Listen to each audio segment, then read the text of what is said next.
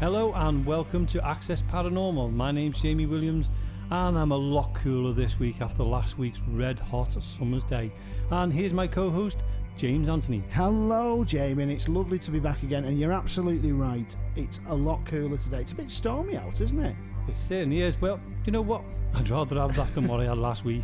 I know it was sweltering, wasn't it? Is it Storm Ellen that we've got on the way tonight? I'm not sure. I've not seen the name yet. I just know there's a storm heading our way. Yeah, I mean, you know, this is a paranormal show, and certainly stormy weather is great for ghost hunting, isn't it? Wouldn't you like to be there tonight in this? Oh, well, the weekend would be great, especially. It would be fantastic, wouldn't it, when it's a howling gale and everything's rattling. Although it's not very good for paranormal sounds, I must say. No, we wouldn't be able to do any EVPs or anything like that, would we? Not at all. So how has your week been? It's been a good one. Been alright. What have I been doing? Basically sorting out this show. Right, okay, you've been busy, yeah. Sitting there planning things, trying to get people to come on the shows, and you know, in the coming shows, what are coming. You got your words muddled up there, did you? I certainly did. Yep. No, we've been sorting out people for next week and a couple of weeks' time as well. Yeah. Especially our wonderful guest who's going to be on tonight, James. Indeed. Well, I'm really excited about this, and thank you for asking me to come back again as your guest presenter. It's really nice to be able to do it, and it's certainly good fun. We've got a very special guest, a good friend of ours, and somebody who we, as people with interest in the paranormal, have got a huge amount of respect for, really, and that's somebody called Shell Louise. She's going to be joining us shortly, but we just thought we'd have a little bit of a chat beforehand just to see how we've been getting on. Now, I've got something to tell you, and I don't know whether I've told you this, but for those of you listening, I've recently moved house, and the first night I actually moved in, I had the scariest experience. It wasn't anything paranormal, but it was really spooky. Mirror. So it wasn't a mirror, no.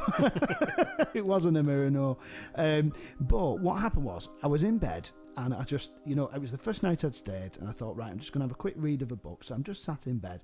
And at the time, it was still doing some decorating and various other things. And my new house is a kind of late Victorian terrace. It's got quite high ceilings and stuff like that. And the loft hatch was open, and I couldn't close the loft hatch because I didn't have the ladders, it was too high up. And I'm sat in bed, and next minute the bedroom door just swings open, like full pelt, boom, it swings open.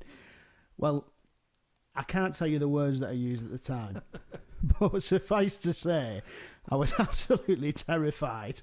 And the only thing I could think to say was hello. So I was just like, I'm absolutely terrified. And I got up, I got out of bed and stood and looked at the landing, and the light wasn't on. I thought, hang on a minute, this is like the house. I love the house. It feels really nice. It certainly was just really odd. And then I realised what had actually caused it was the loft hatch was open. My bedroom window was open because obviously it was quite warm at the time. And because we'd been painting, what we'd done is we'd put some masking tape, over the little hole where the catch is for the door. Yeah. So when I'd shut the door, I thought I'd shut it, but it wasn't caught shut.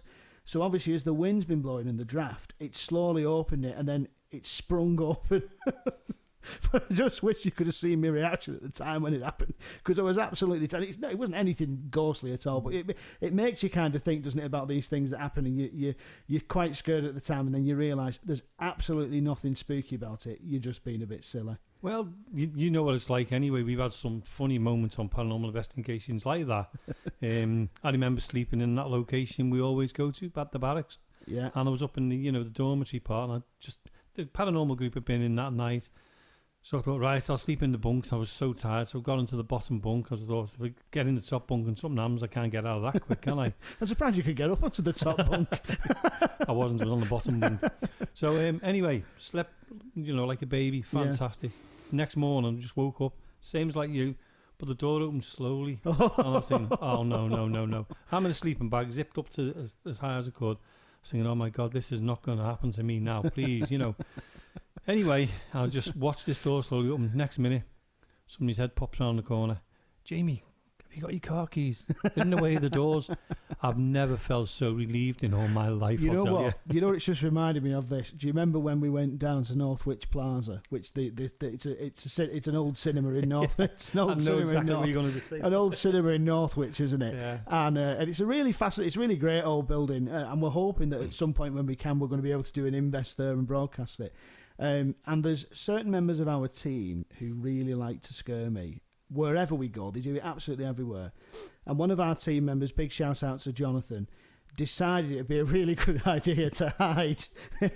You explain what actually happened, because you're probably better as a witness of this. Well, what we were doing is me and James were walking through, doing a recording and that, just the way James does every now and then, he throws us into the deep end. Yeah.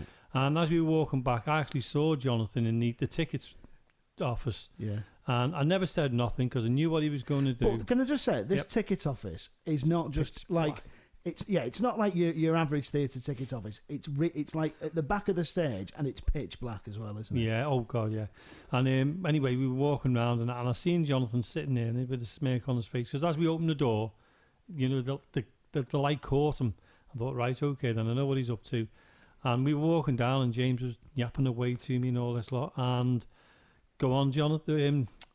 James, what happened? So I had the torch, and I just kind of shone the torch round, and as it passed over the ticket booth, it just lit his face up. And I have never, honestly, been as scared for a brief moment in all my life. And I could not repeat the language I used on air. Well, there'd be so many bleeps. There would be so many bleeps and complaints. But I tell you something, and obviously you all found it hilarious. Oh yeah, I was absolutely just. I think that was the same night we ended up in that cellar. Do you remember we went down that in that cellar, and it was like full of spiders? I've never seen as many spiders. Well, I've got an EVP from there, which we'll have to play in one of the shows. So remind the listeners what an EVP stands for. Electronic Voice Phenomena. Yeah. And what it is you put a recording out there, you call out, give it a little bit of a gap, and then when you start listening back, you may or may not get a voice on it. And we did get one.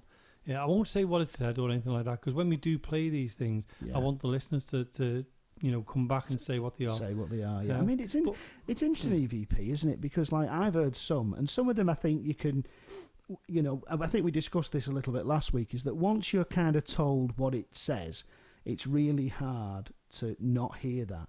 And one of the things you always do is if you've got one and you want to play it, you always say, right, and play you this, what do you hear? And you never tell us first, which I think is great, because a lot of the times we hear the same things.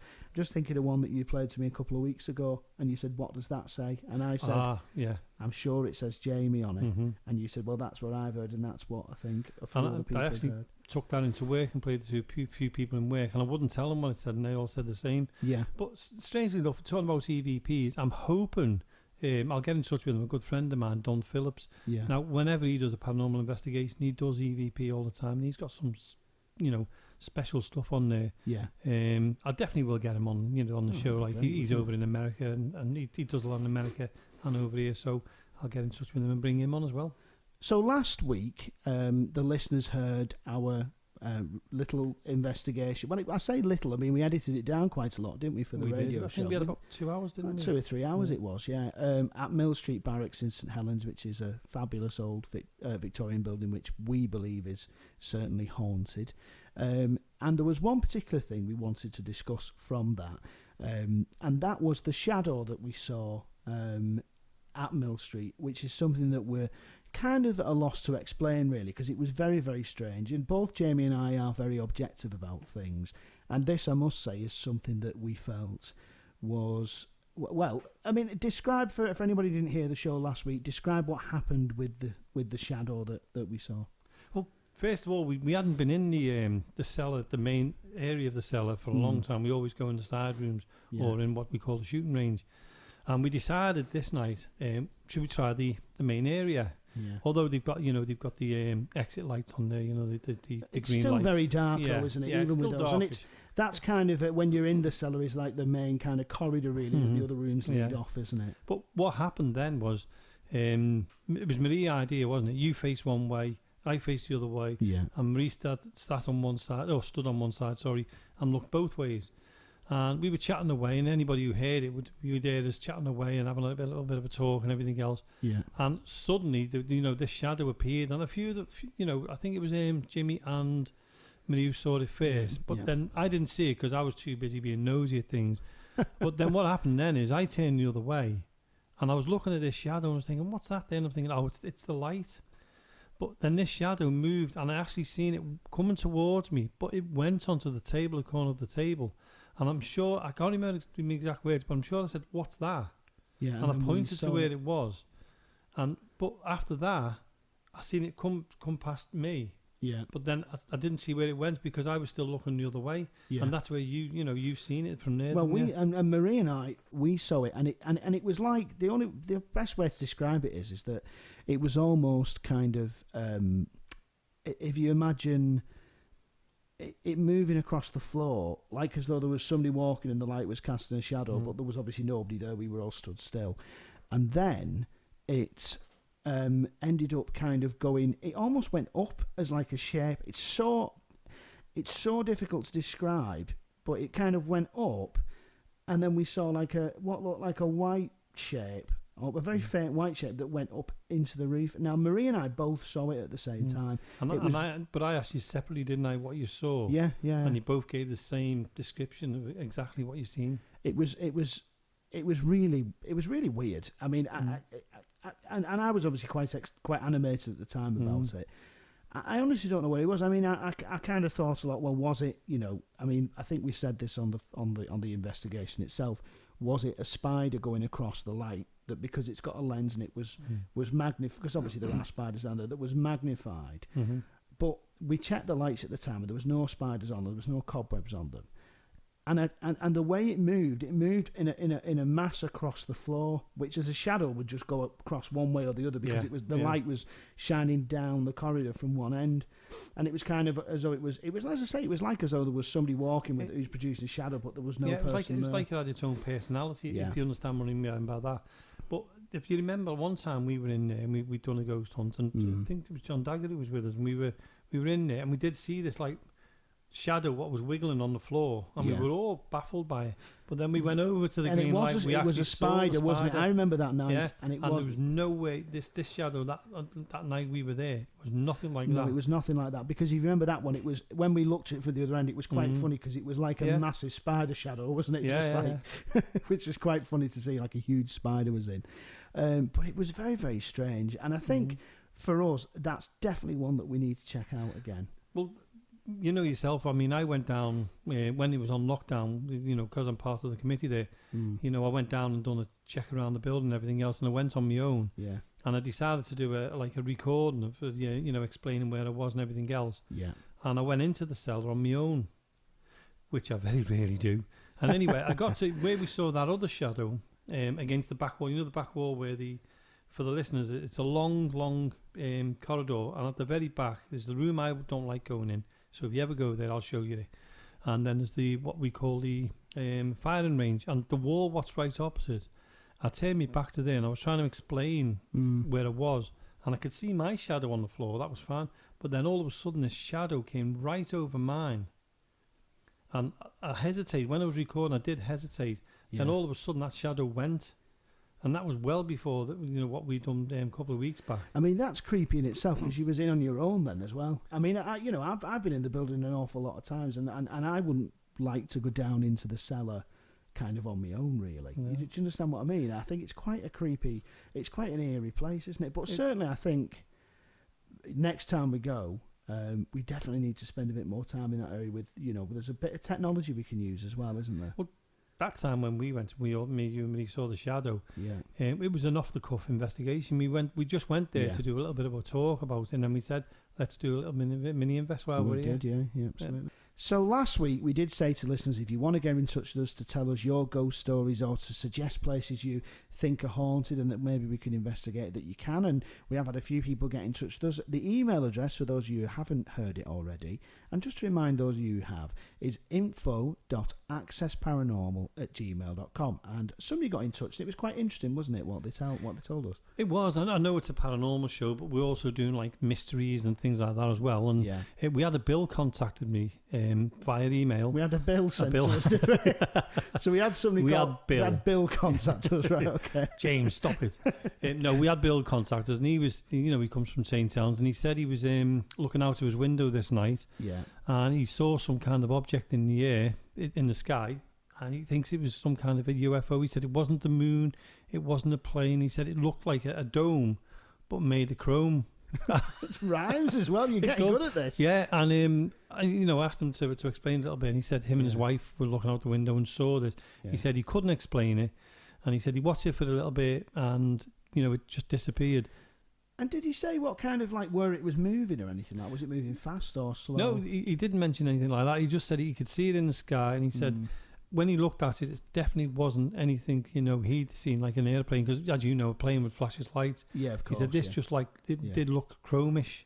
It's really interesting with UFOs, isn't it? Because I mean, I never personally have seen anything I would consider to be your kind of your stereotypical flying saucer kind of thing. But the only thing I do remember is about 2 years ago, it was a really nice summer's day, and I was in the garden of my old house looking up, and there was 3 things which were going over very, very high up in the sky, and they were silver. I mean, they were that far away, you could just see them. They were almost in like a formation of 3, almost in the shape of a triangle, and they were going across, and it was really interesting just watching them go, and they were only going very slow. Now, I suppose technically for me it is a UFO because it's an unidentified flying object. I don't know what it is, but I don't know whether it was some kind of satellite or I assumed it was something like a weather balloon or something like that. Just kind of going over scanning or something. Yeah. Have you ever seen anything like a UFO? Never ever seen anything like that. And I've got family down in Wiltshire, and they've got the hill down there. What they all go up. I've yet to see a UFO yet. But the thing is, I think it's with technology now, and you've got the drones up there and things like that. Indeed, I think it's getting a bit more difficult. Well, I think so, and I think as well, there's a lot of satellites, because there was the ones recently, wasn't there? The Tesla ones with Elon Musk. Do you remember Elon Musk? Yeah, and loads of them. Is it called Starweb? I can't remember the name of it, but I remember sitting outside quite a few times watching them going past. Yeah, and have you seen the International Space Station as well? I've seen that a few times. Yeah, and I've seen the other week. I saw the comet. Oh, I didn't see the comet. Yeah. See, that's it's one of the things I find really interesting, because one of the things that we think about a lot on paranormal investigations is the phases of the moon, and whether it's a full moon and stuff such as that. And generally, if it is a full moon, it's always that little bit more exciting, isn't it? Yeah, and I think I recall one investigation I did quite a number of years ago now, and it was at a place which was outdoors. And there was about 7 or 8 of us there, and it was cloudy. And then at this kind of 2 o'clock in the morning, the moon came out, and it cast this silvery glow across all the woods and the fields where we were.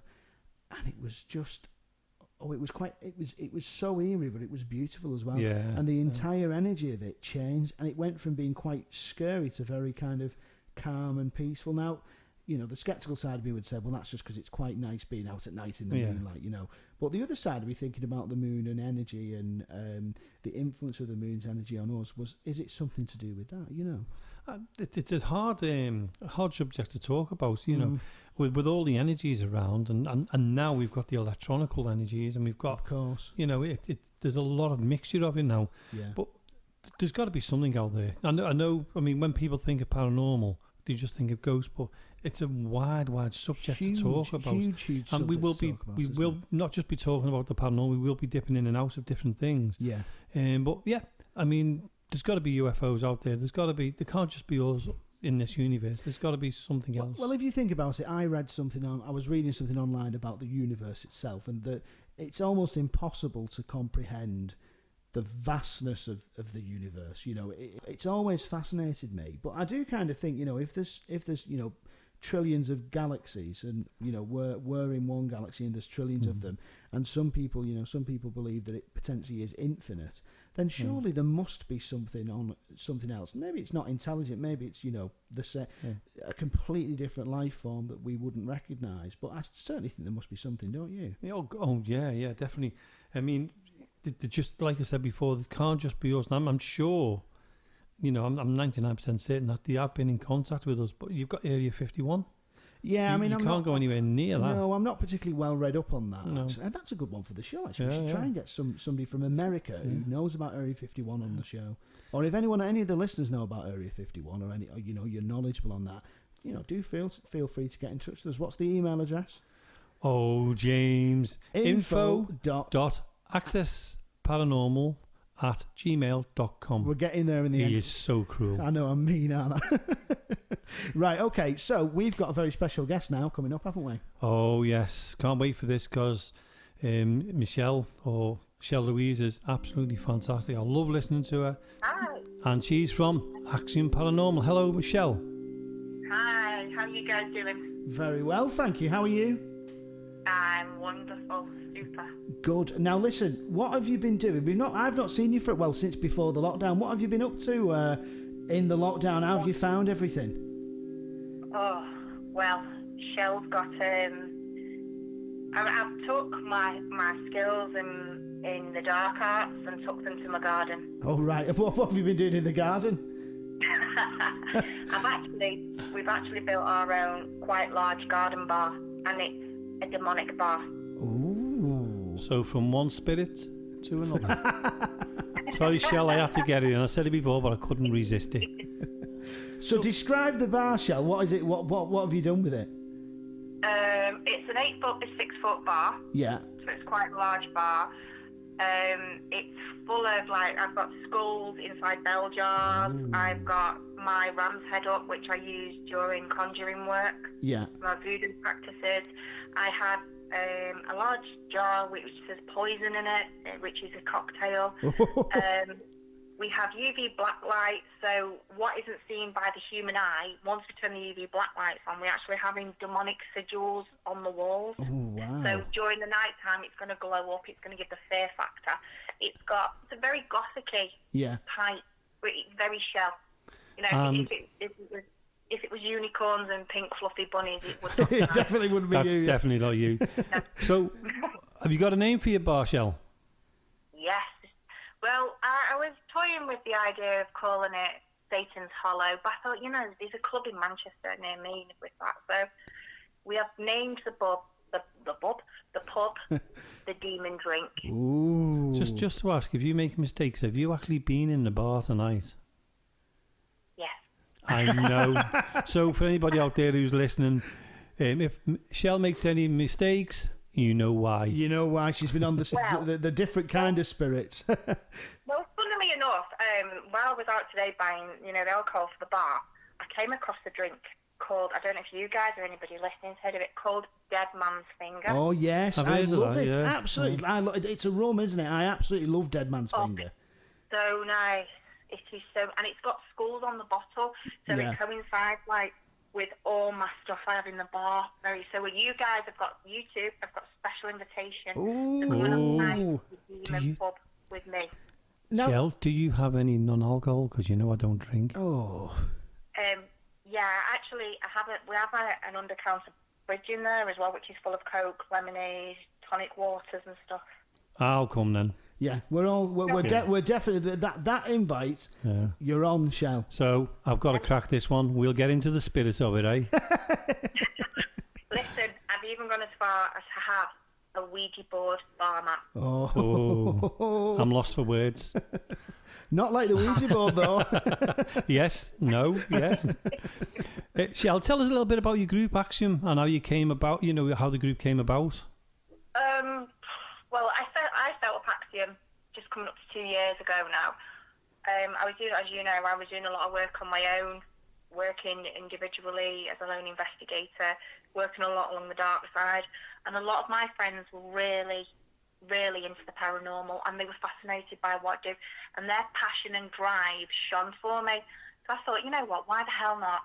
So we've got together, I've selected set people, and I've put them, I'm not going to lie, I've put them to the test. I've put them in different locations to see how they handle different energies, and we all bring something different to the table. Yeah. It's a group of people with originality. Yeah. If I can break it down, myself, on the dark side, study demonology, study the occult, not one to shy away, as you know, Jamie, from anything Certainly at not. all. Even if it's Beelzebub himself, I'm going in there. Then you've got Karen, who follows the witch path, practices witchcraft, who does lotions, potions and spells, and she knows that side, in case we ever come across that side of the paranormal. Yeah. Mm-hmm. You've got Donna, who's very, very intelligent, very good at history, and very, very empathic. Also, she's very in tuned as well. There's been a few times we've been on location, and I've picked something up, and I've been waiting for the scientific side of things to grab it as well, so it doesn't just, so many mediums you just go, oh, did you see that? Oh, did you see that? I like the science to verify it too. Yeah. And Donna is picking this up and showing, brilliant traits of it. And then we have Wayne. Wayne is my researcher. Now, Wayne, 12 months ago, was the biggest scaredy cat ever. Me and Yana felt boo, and he leaps. And now he is fantastic. He's so into it, and he's so passionate, and he's so driven. And he will dig so far. He will go out of his way. He will spend time in libraries. He will get blueprints of locations, the grounds before the building was even built there. Because obviously, sometimes spirits don't just haunt you because it is a house. It could have been what was there previously on the land. Of course, yeah. And he will dig, and he will find that, and he will never tell me. And I always say that's my one thing. I don't want to know information. Yeah. If this building's going to speak, it's going to speak to us through science and through spiritual absolutely. mediumship. And then obviously there's my partner, Mr. Shell. You guys have met him. Hi, Mr. Shell. Hello. Simon, bless him. He's I don't know if you guys have seen the video footage he's come up with for the YouTube videos. He's turning into Steven Spielberg. I've not seen them. I'll have to check them out. He's amazing. The way he does the videos is absolutely breathtaking. And when we do promotions for the next investigation and such. But he's also the skeptic of the team, and because that's my partner, it's a mad chemistry. I'm like, look, it's there, and he's like, no, don't believe it. And he will go out of his way to debunk what I'm saying. He will move things. He will try and cast that same shadow. Yeah. And I think it's absolutely brilliant because, again, he is showing that a lot of things that people can say, oh, look at that, did you see that? Can be quite normal, and he will prove if it's not paranormal. Yeah. Well, you know what, Shell? One of the things we've been discussing a little bit earlier was about something that we saw a couple of weeks back on an investigation. And I think that's the real key thing, is having that, having a team of people who are all objective about what they're investigating. I know, obviously, I've been lucky enough to do some investigation with you guys, and that's one of the things I really like, is that, nobody instantly will turn around and say, oh, that's definitely a ghost. Everyone looks at it in an objective way. And I think when you do get evidence, it kind of backs it up more, doesn't it? Because you've done that research.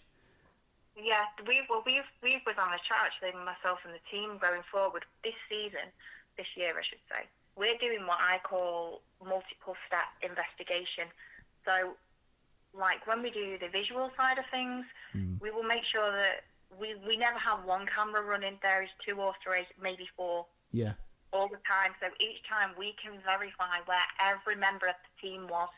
I've seen so many teams where there's 6, 7, 8 of them in the team, and people are saying, oh, did you see that? No, it could be any of the members of your team. You can't verify where they are. That could be somebody touching a REM pod, somebody against the K2 with a phone in the pocket. We like to verify where everybody is at that given time, so the evidence can, so you can run this footage side by side. Yeah. You can say, you guys was in that room, so what the hell was that in that room? Yeah. Does that make sense? Oh, absolutely, so yeah. We do that for the visual side. Also, we have the SLS camera, again, in the shadow sensors. If that, again, is validating that I'm seeing something, and then if that picks it up, it's like there's another 2-step verification. Yeah. Then we've gone with a new thing with the audio side, because there's a lot of give and take on the ITC at the moment. People like the apps, people don't like the apps. There's evidence, people say it's manipulation. So what we've done, we've gone with 2-step again. So we will run an ITC, and then we will take in note what that gave us, and then I'll go with something like a spirit box, a proper SB7. Yeah. And we'll go from there. And we've had this a few times. If the ITC, the app, is giving us the same evidence, but it's coming through from radio white noise, that's fantastic. You can't explain that. How did 2 pieces of equipment, totally separate, one's software, one's hardware, give us the same answer to the same question? I think that's great evidence. That's something, again, which is a 2-step back up. We were talking about, sorry, Shell, we were talking about EVP a little bit earlier on. And as you know, what I like is let you listen to it and let you decide what you think you can see, what you can hear and not see. you know, and what I've seen with yous, I mean, I've been with yous a few times, you know, and I'm in awe sometimes of what yous do. I'm a little bit jealous, but you know, that's what happens, you know. But I'm not jealous in it, like I want to do that. You know how professional you all are. I've been with you know, and I've met you all, and it's fantastic. But what I'd like to do though is we've got to invite your group onto the show. We really have to, and speak to them all individually, if they want to. Oh, get up a taxi, we're en route. They do it in a heartbeat. My team are, and I'm not just blowing smoke up the backside, as you guys both know, are some of the most down to earth. We really are. Lovely, we're very humble. We don't have egos. We don't I mean, I've been on clearings when I've gone in and helped people out with spiritual problems. Yeah. Well, I've never charged anybody. I've never asked anybody for anything because I think if I can help somebody, or I can help the spirit, that's what I'm here to do, and to get evidence of this and support everybody, whether you be a breather or a non-breather, as you guys know, that's what I call them. Yeah. Oh, what? Yes. Sorry, Shell. Carry on. Sorry. So, yeah, they love that, and they're just great people. I couldn't ask for a nicer bunch, seriously. Yeah. So, what I've got to ask you is, how did you actually get into the paranormal? When I had to come out of nappies. I was very young. Seriously, when I was very, very young, we lived in a house in Altrincham, and my mum, I remember just staring at my mum and watching this lady walk past the fireplace, and I thought, okay, where did she come from? And I used to, I mean, my mum's passed away, God bless her, but my mum used to say it was quite scary to watch me because I'd go upstairs in my little box room, and I'd sit and I'd talk away, and my mum would come in and say, who are you talking to? And I'd say the lady's name. I don't want to say the name, obviously, because the members of the family are still alive. And my mum just thought, oh, weird, that is a bit strange. So my mum presumed I had an imaginary friend. Anyway, the ex-tenants of the property where we'd moved into had come round, and some mail had been, you know, like it happens. Yeah. Had been sent to that property. And this man walked in, and I said, your mum stood next to you. Your mummy's looking at you. Well, he freaked out, and I told him his mum's name. And, so from then, I always knew that I was a little bit different. That you had that kind of connection. Mm-hmm. I think... Yeah, I've gone through, like, different things. Like, I've been in shopping places and seen something, and I thought, oh, I've been at people's houses and seen something, and I thought, always. And Shell, did you ever have a period where, you know, like when you was growing up, where you thought, you know what, I don't want this, or has it always been something that you've? I mean, obviously, I've known you for about three or 4 years now, and you're so knowledgeable, and also are very open about talking about stuff. Did you ever have a period where you kind of like held your abilities back, you know, and kind of thought, oh, I don't want to do this? Yes, it was when I was a teenager, and you know, you go through puberty, and I discovered boys, and you know, Ross, New Kids on the Block, and I didn't want to be that geek girl. I wanted to be one of the in girls. You know, I was buying smash hits and just 17, and even though I still had that gift, I never shared it. I'd be the little shy girl in the class, and I just act like I was normal. And to be fair, I can't even say that, because what is normal? Well, exactly. But yeah, I went through a phase where I thought I'd get bullied because of this. This isn't right. And I still do feel that growing up in, you know, in the late 80s and the 90s, in my youth, people probably would have turned on me. And I do think that Hollywood have, you know, it's got its good and bad side to that, because it has brought people more aware to the paranormal. Yeah. You know, through TV shows, through films, through media. Yes, that is the good side, but there's also the bad side too, because you get too many people messing with things they don't understand. And I always go crazy about this, because it's so dangerous. The darkness, pardon me, will mess with you. You mess with that, and it will mess with you. So, Shell, this kind of leads us on actually to something we want to discuss, because you are a demonologist, and I'm sure some listeners will be familiar with demonology, but I have to say it's something that I know a little bit about, but not too much. So can you tell us what demonology is? Because I think in the traditional sense, a lot of people think like, oh, it's just the devil and, and demons. And I think, from when we've discussed it before, there's a lot more to it than that, isn't there? Can you tell us, give us a little introduction to what it actually is and what you do? Okay. Well, demonology is a study of the demonicide, the diabolical, demons, the diabolical, the occult, and it ranges through big belief systems. For different religions have different demons. And demonology, it goes way back. I mean, it was in ancient Babylonian text, the Mayans, the Egyptians. It's even stated that during the time of Adam and Eve, Christianity blamed the demons for taking away Adam and Eve. Yeah. And it's so deep. It's also, I mean, there's the occult side, there's obviously the divination side of things. It branches in so many directions.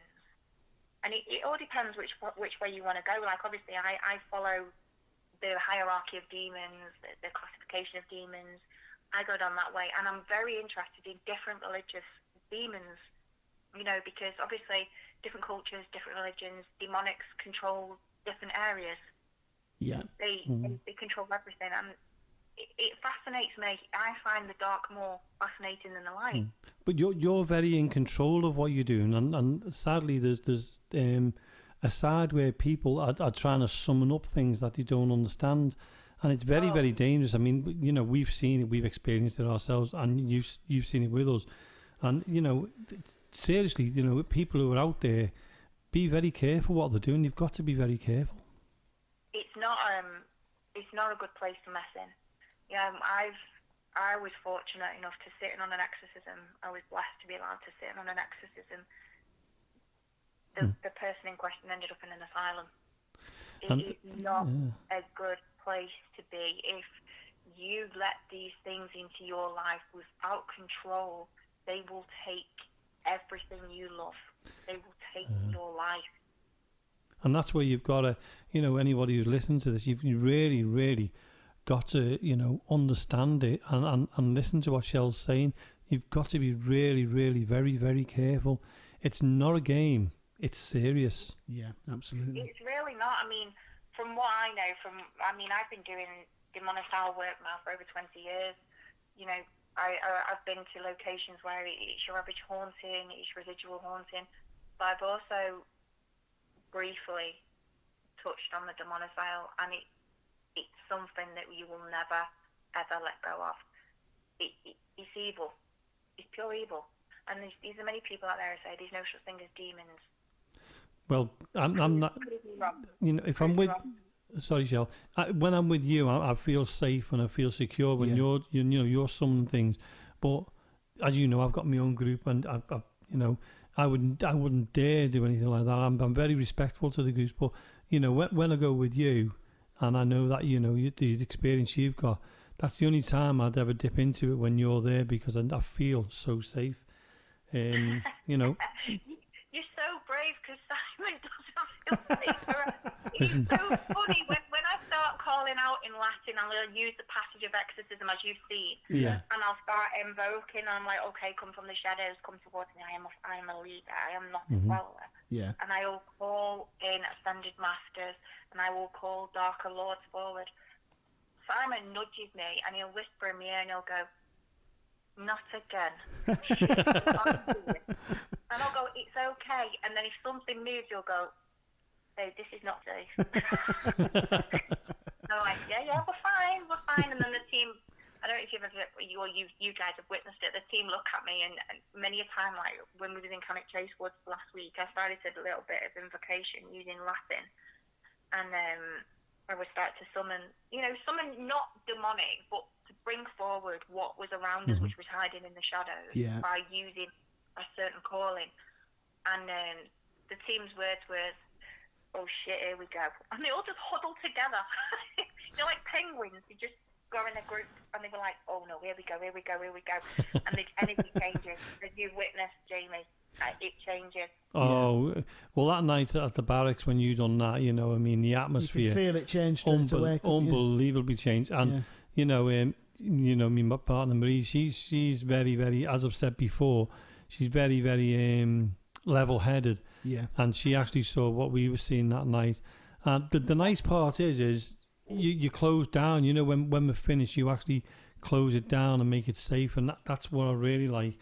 But what we're going to have to do, though, Shell, is we're going to have to talk about more of this demonology, you know, throughout the different shows, because there's different aspects to it. So what we'll have to do is get you on loads of times, because we do want you as a regular. I've already asked you, and you've said yes, so you can't turn us down now.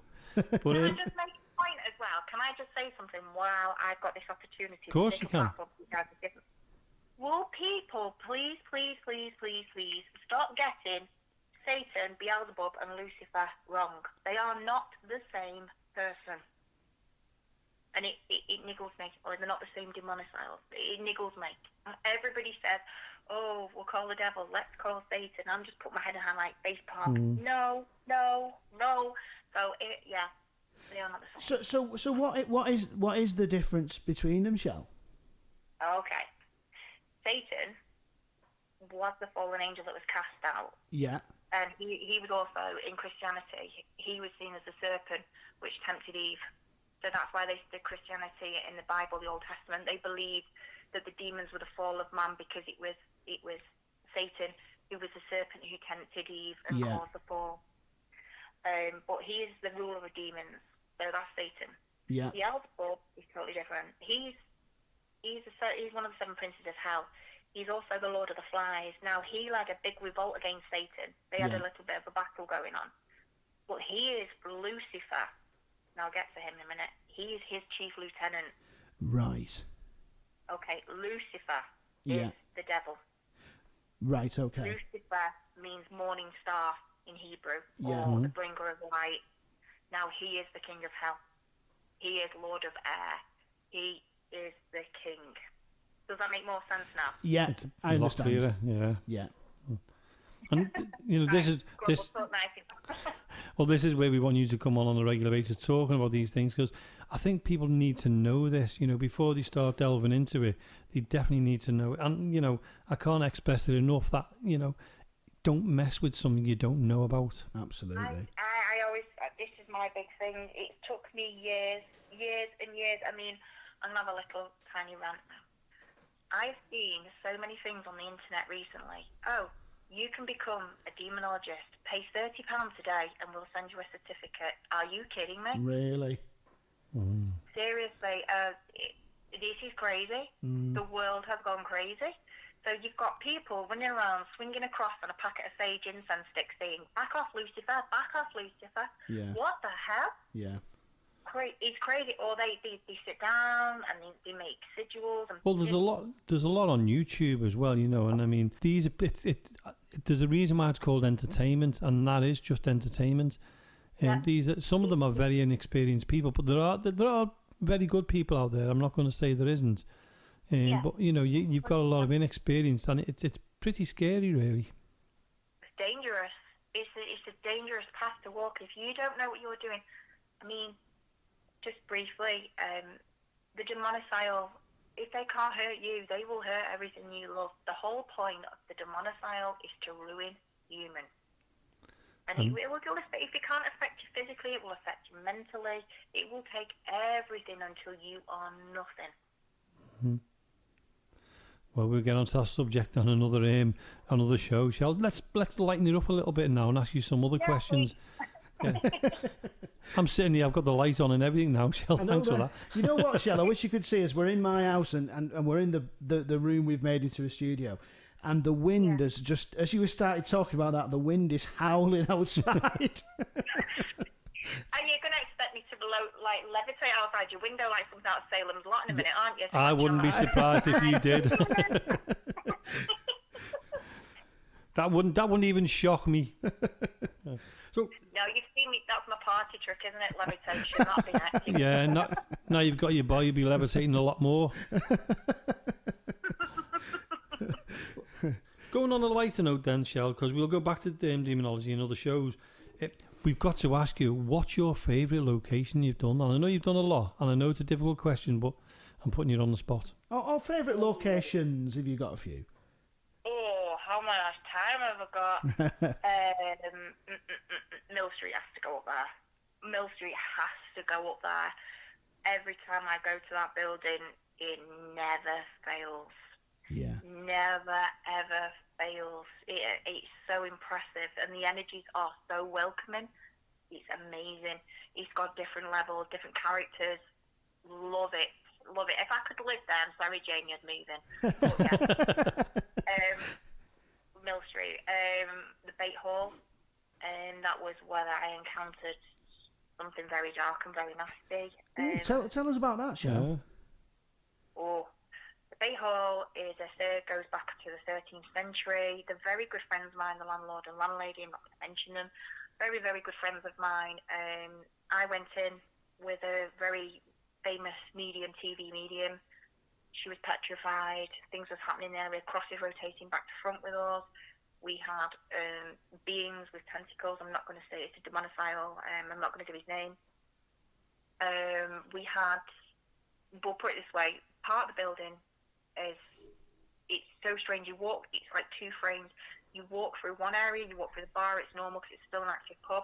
You go into the other side through this Jacobean old staircase, and you're in a whole different world. Wow. I would love to take you guys. And I know that the landlord and landlady are extremely good friends of mine. They would let me take you in. Nothing. Bearing in mind, this side of the pub has been derelict for over 30 years. Yeah. Now, you'd expect to see cobwebs, ivy, or some kind of growth on the wall, moss. Nothing. Nothing lives in there. There is no spiders. There is no flies. There is no cobwebs. There is nothing. It is dead. Wow. It is an eerie place. I took, actually, one of my investigators, Donna, that was her testing place, and she witnessed something, and she said she'll take that to the grave with her. Poor Donna. Oh, I know. Poor, that's cruel. Now I had to test her, and she did amazing. She stood her ground, and she just looked at me and said, "Oh, God." But she did fantastic. Yeah, the Bait Hall, I'm very blessed to have special permission to go in.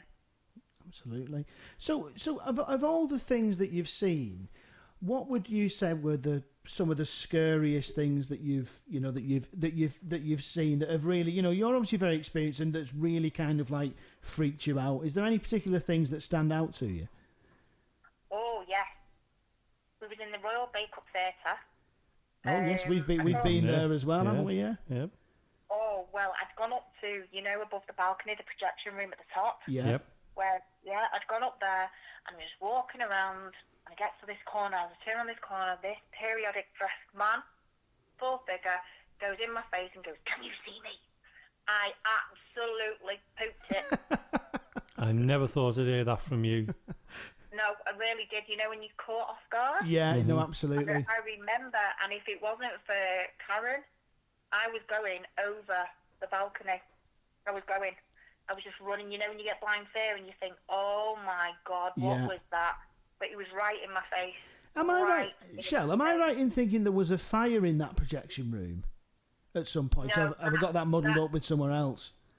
That's Tivoli Theatre. Tivoli Theatre, that's the one where there was a fire in the projection room. Tivoli Theatre, Yeah. I got an amazing capture out there. I actually caught, on one of our full spectrum cameras, we actually caught a picture of the projector guy sat in the chair. Wow. Fantastic, absolutely fantastic. That was about 7 years ago. I went there 6 or 7 years ago, but that's another a really good place. So what other spooky experiences can you recall? I watched my son being taken over, having an oppression, which wasn't nice to see. We had to get him out of the building, and it wasn't an exorcism as such that was performed on him. It was, I say, a cleansing. Yeah. My son, his eyes went to the back of his head and he just started walking. Now, bearing in mind, he'd never been in this location. Yeah. And he started walking off and he said, I said, "Well, who are you?" And he just looked right through me. Couldn't see an arm, his mum. And he was 18, staring at me. And I'm thinking, oh my goodness, that is not Ben. Who am I talking to? And then he took himself away and I said, "Where are you going?" And he said, "To the river. I drowned." and he had no idea there was a river there. Yeah. And it was horrible pulling him back. I mean, it's lucky, isn't it, that obviously, you're experienced in this, and could you, I mean, God forbid what it would be like if it happened to somebody who wasn't with somebody who was, knowledgeable about the area, about the kind of subjects and stuff, really, isn't it? Well, you hear of it though, don't you? You hear of people going to location and ending up in really dangerous situations. Well, I think there's a ghost, isn't there, at Pengersic Castle down in Cornwall, and she's really well known because apparently what she's said to do is when people go up onto the very top of the tower, she almost wills people in to dance with her, doesn't she? Yeah, and they go faster and faster and faster, and almost are at risk of actually going over the top of the tower. It's quite a well known one, that one. Wow, that'd be a good one to go to. Really, I'd like to experience that. Yeah, it's interesting, isn't it? It's been, was it Cannock? And I remember this is the second time I was at Cannock. I've been a few times. The second time I was at Cannock. I definitely know that I saw one of the black-eyed children. Because that was only a few weeks back, wasn't it? Because we actually watched you live on Facebook, because you go quite often live on that page. And we were watching you that night. Sadly, we lost the signal for some reason or other. We missed, a bit of it. But that's one place I've not been to yet. Oh, I've got to take you. Oh, definitely. We've got to go. Oh, we've got to go. James is looking at me like, do we really have to? But no, that's a definite. Oh, I'd love it. Shell, what we've got to ask you now is, you've got some haunted objects, like the doll and the teddy bear. Do you want to tell us a little bit about them? Okay, which one would you like to know about? All of them. Your favourites. I'll break it down to the famous three. There's three that I have that are quite infamous now. The first one is Charlotte Rose, who was given to me by a celebrity medium. She went through absolute hell with her. Charlotte Rose, we believe, is from France. We spoke with her through ITC, through spirit communication. She's actually seen on camera changing her face, smirking, her lips moving, and turning her head. She was the only doll to survive that when a toy hospital burnt down. Oh, God. Wow. She was quite nasty little energy about her, small and mighty, not one to be challenged. And do you have that sealed off? Do you No. have? No. Like Annabelle's in a box. I have them in a secure place, and I'll get to that. They actually sleep in my bedroom with me. Oh. So I keep, because it's better the devil, pardon the pun, better. Shall you frighten me? I know. Yeah. No, I understand what you mean. So I keep them close.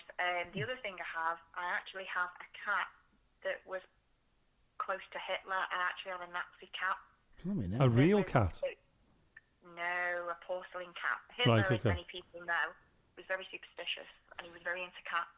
Yeah. And he gave his pilots and his main people porcelain cats, because he believed that the cats would carry him like the Egyptians over into the afterlife. Right, I see. And a family contacted me, and I have the cat, and the cat belongs to Hannah Fritz, who was Hitler's right-hand woman. And inside the cat, when I got the cat, is actually a piece of paper with Nazi stamping on it, the actual eagle and cross. Wow. And again on ITC, and when we've done spirit communication, the cat speaks German. On one point, I remember going Eins frei, and it went Vier fünf sechs. I was like, oh my goodness! And then it said clear as day, hold the cat. And then it kept saying some numbers, and we couldn't understand were these numbers. And when we Googled the numbers, it was actually the Luftwaffe serial number, which was what Hannah Fritz was.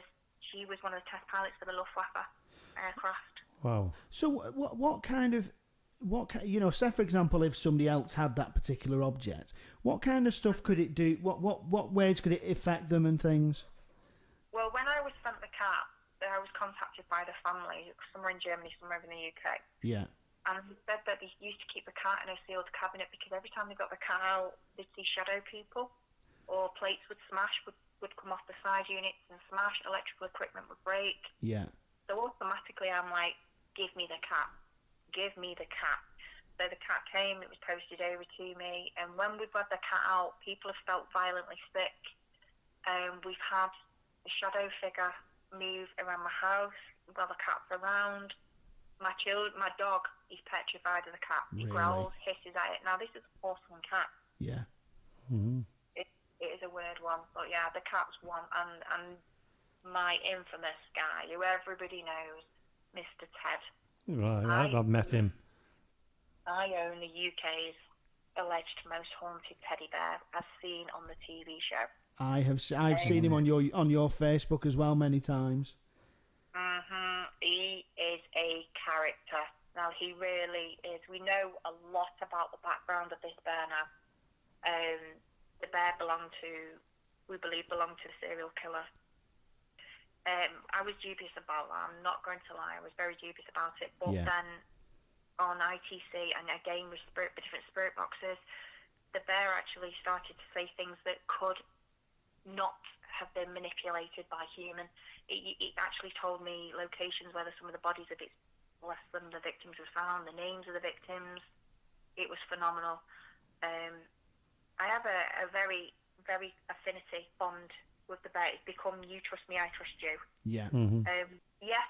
Mr. Ted is the one. He's moved on his own as well. And people, I don't know how you guys felt when you met him, but he makes me feel. I was fine when I met him because obviously it was with you. But I've got to ask you, Shell, how do you sleep at night? And more importantly, how does Mr. Shell sleep at night? Well, funnily enough, last year we was in bed and we heard the both of us shot up thinking, what the hell is that? He was trying to break into the house.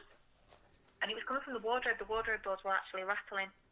And quickly, I went on my live and I thought, you know what, I'm going to show people this. And we put the live on, and then it was like, who are you? Talk to me, with constant banging. So then we put the SB7 on. I said, who is it? And as clear as day, he said, let me out. And the bear was in the wardrobe. God.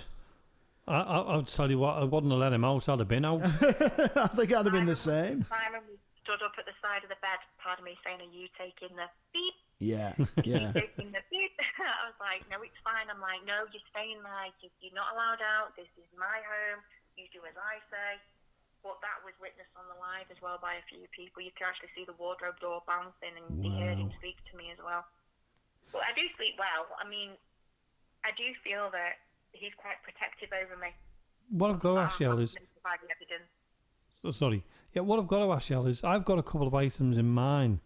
Okay. I don't know whether you've seen them or not, but are you the kind of person that if you can, either see the item or touch the item, can get something from it? Yes, psychometry, yes. That's the word, psychometry, yeah. I've had, when people have come to see me and I've been, talking with them and they've needed some comfort, and I've been given something and they've placed it in my hand, and I'll give them something from that, something that is relevant to them. Doesn't mean anything to me. It could be candy floss.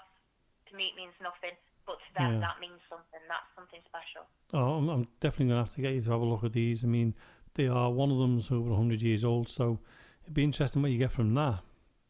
Yeah, definitely. Say where. Oh, brilliantly. But before we go, Shell, because, I know you want to get back to your Pringles. And my bar. And your bar, yeah. And your bar. The bar is the main one, isn't it? By the time you get back, Simon's probably drank and everything anyway, but, Yeah. But... while you've got the chance, could you just give everybody the name of your Facebook page and how they can, watch you live and things like that? We've got fireworks going off. Yes, just to say very quickly, Shell, if you can hear banging, it's not nothing paranormal. It's just that we've got fireworks going off outside. Oh, and here's me thinking you was running. Okay. No, my personal Facebook page, where you'll see me work with the objects, and you also get to see a little bit of the darker side of me, is Shell Louise Paranormal. I'm on the Facebook. If you want to see the team's action, we have separate things when we're on location. Yeah. So live paranormal investigations and some of the evidence and clips from stuff we do is on Axiom Paranormal fan page. And that's on Facebook. Yeah, they're both on Facebook. And Shell. Sorry, just one last question from me, or a bit of advice from you, really.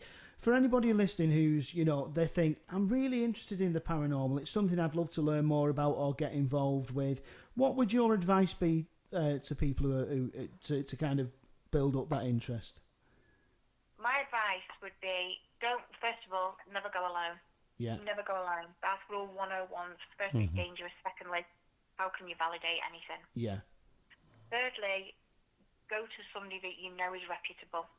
Somebody that is not egoed or a charlatan. Go to somebody who you can look back at their evidence and say, you know what, this person knows what they're talking about. Yeah. And study, learn, research, take time, even if it's boring at times learning about milligauss, learn. It all will help you in the field in the long term.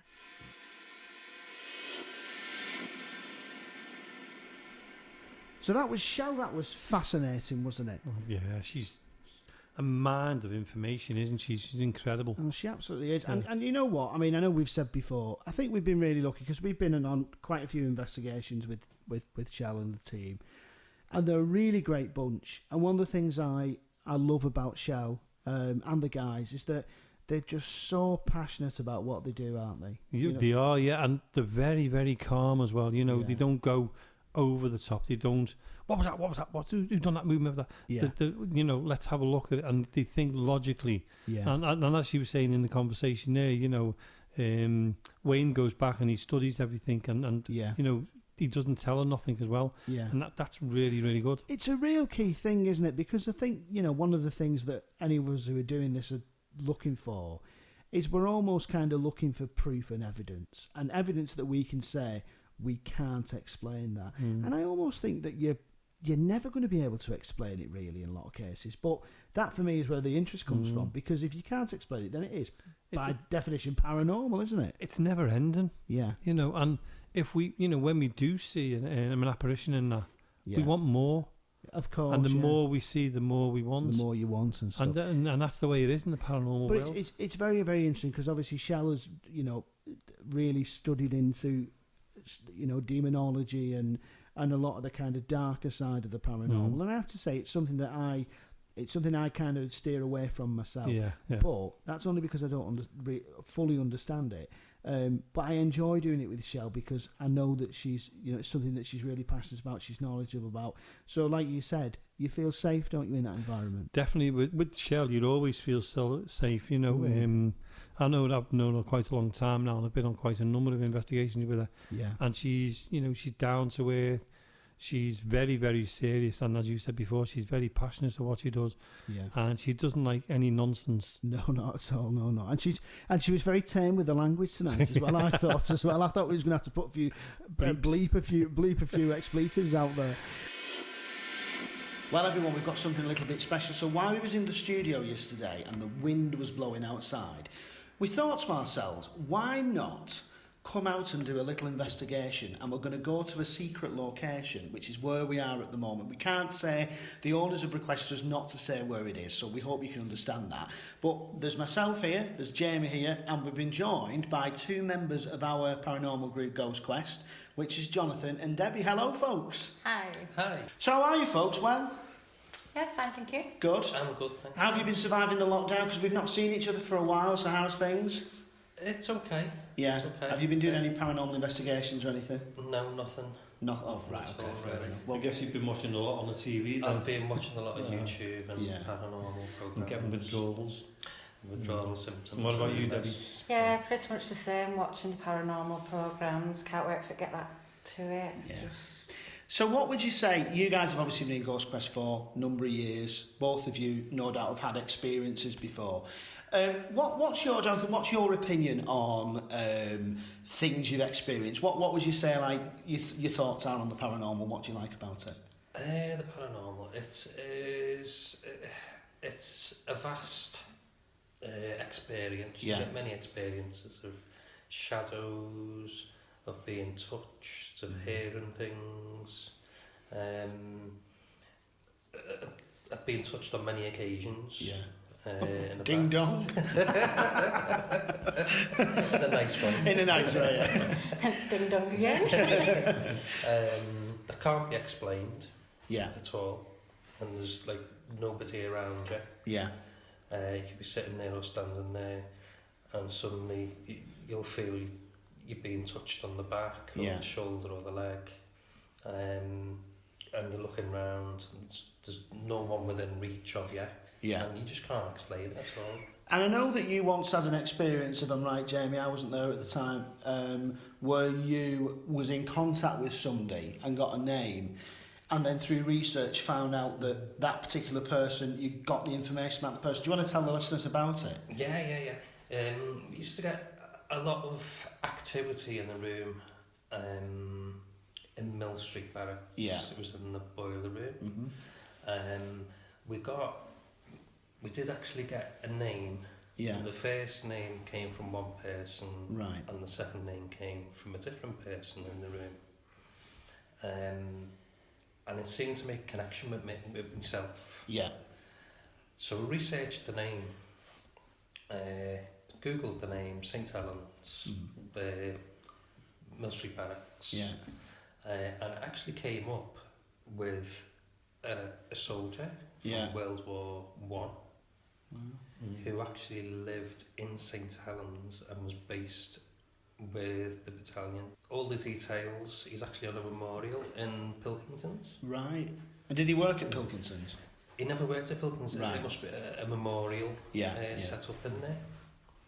So yeah, it's really interesting. I remember that night, because there was I think there was only about 4 of us in there. There was, yeah. And we were everyone tried to call out that night, and there was no reaction. We knew it was there. Yeah, we were getting the feeling it was there. And then all of a sudden we asked you to call out, and the atmosphere went completely changed. Yeah. And we just let you roll on then, didn't you? You were getting all this information, and then was it Bill who come up with the other name? It was Bill who came up with the surname. Yeah. And last time you went back into the cellar, I don't think you were. I don't know whether you were with us that night. And what happened was, as we went in there, I think there was only 4 of us, because we had to do it with the... No, Jonathan was... Yeah, It was us three, and we were in there, and suddenly we were getting like the chairs. If you remember rightly, the chair was rocking slightly. The chairs were vibrating. And each of us got it. Yeah. And then all of a sudden, it connected to you again, so we let you roll it again. And we think it was the same person that night. It certainly felt like the same person again. Yeah. The whole atmosphere, you could tell just by the atmosphere that was there. Yeah. And it was the same, like with it used to vibrate the table. Yeah. And I do remember one night a couple of years ago, we had a K2 on the table, and it rattled. And it was actually vibrating on the table. There's no way that you could do it. And we tried this afterwards, and it was just, I don't know. It was so weird. It was like, if I can give the explanation of it, was like, just doing that all the time. And nobody was touching the table. No. We actually the table or the K2. We put the smallest of lights on, didn't we? And we could actually see it moving, and then. When we all looked at it, then it suddenly just stopped like that. And just for the listeners, if anyone is unfamiliar with what a K2 is, a K2 it's like a little small handheld device that with lights on it. It detects electromagnetic frequencies, doesn't it? It goes from like an orange or a yellow right the way through to a green. To a green and red, yeah. What's supposed to happen is when the spirits or entity or whatever comes towards it, they're supposed to light right up, or whatever they can do with it. So have you? I mean, I've obviously we've used K2s a lot in our investigations. And I've seen them go off before, and obviously sometimes it happens and it's if a mobile phone's near it can set it off. Yeah. But also, I've also seen it where we've had it, for example, in the middle of the floor where there's been nothing nearby on a stone floor. I'm thinking of when we investigated the theatre, or the Bake-Up theatre, that we had it on in a cellar on a concrete, a stone floor. Right, yeah. And it was lighting up there, and there was nothing nearby around. There was no electrics, because we asked Judy, who let us in there. Yeah. And she said there's no electrics down there whatsoever. Which is quite interesting. There's no signal down there neither, because it's so deep down. Yeah. There's no way a signal could get through to it anyway. Yeah. So we're also joined by Debbie as well, who's another member of Ghostcast. How are you? I'm fine, thank you. Good. Now, you've been on numerous paranormal investigations, but you're also quite sensitive. Yes, you would consider. I'm right in saying you'd consider yourself to be sensitive, wouldn't you? So tell us a little bit about you. What was your first experience of things paranormal? Probably when I was younger. Yeah. Seeing shadows. Yeah. Unexplainable. Yeah. That no one else can see. Yeah. when you're younger, people say it's like imaginary friends, and you go with that when you're younger and things like that. And then as you get older, you people make you think that you're a little bit crazy or stuff like that. So you start not saying things to somebody, and you just start going along with it. It's funny, isn't it? Because earlier on in the show, we was talking to Michelle Shaw, and obviously you know Michelle, you've met Michelle before, and she said exactly the same thing, didn't she? When she was younger, everyone used to think, you know, her mum used to think, oh, it's just an imaginary friend. And she said when she got to a teenager, didn't she? She kind of like suppressed it then, because you know it's not. Well, it's peer pressure as well, isn't it? Because when you think about it, if you turn around and say see ghost, years ago it was. They'd send you away. You couldn't talk about it, because if you talked about it, you weren't normal. You were weird. You were classed as weird. And different things. But I think now with the way it's going with the media and everything else, it's the norm now. I think it's become more, you know, you've seen it on TV so many times. People, and it's, you know, when you start talking to people as well, if you turn around and you say, oh, what do you do, or some more way or another, you know, you automatically start talking about ghost hunting, don't you? What do you do? Yeah, I do ghost hunts. And they start telling you their experiences. So I think everybody you talk to has had experiences. And everyone is sensitive in some sort of way. I firmly believe that. And what would you say, if you think about your experiences that you've had, what would be ones that stand out for you for things that you've experienced? I've had one main experience, which was, I'd say, the scariest part, which I've always felt as if I was in control. Apart from one experience where I'd sort of been with a group of people and energies had gone real low. And I walked into this certain room which felt perfectly fine. And then all of a sudden I felt as if I'd been taken over. And I'd never experienced... I've had experiences like that before within manifestation. And I've been able to angle that. But in this instance, they got hold of me that quick. You just completely lost control. Yeah. I think you was there yourself. Yeah, I was. Yeah, I remember that. Yeah, yeah. And it took a good 15-20 minutes to actually come back out. And I think thinking about that, the scary thing for me is obviously, you know, we all know each other well, and we know each other in this capacity of doing this, but also as friends and normal people, you know. And I think the scary thing about that is that I'm normally the one who's terrified. I normally will stand with like you guys to just be like, you know, because I'm scared. And that was quite concerning for me, because you're always quite a strong person. And suddenly it just like bang, and you was completely out of it. And that was quite a scary thing to watch as well, you know. And what do you think, you know, kind of in terms of you sensing things, and obviously for you as well, Jonathan, what do you feel if you was to go into a room and there was, say, it was a negative room, how would you describe the feelings that you get, Jonathan? It feels oppressive, and dark, and you just get that feeling when you walk into somewhere. You just feel like there's, you know, when there's something negative in that, in a certain room, in certain buildings. Well, we've done it, haven't we? Where we've walked into a room, and you've been with me, and you've been with, and you walk into a room in a building, you just think, this doesn't feel right tonight.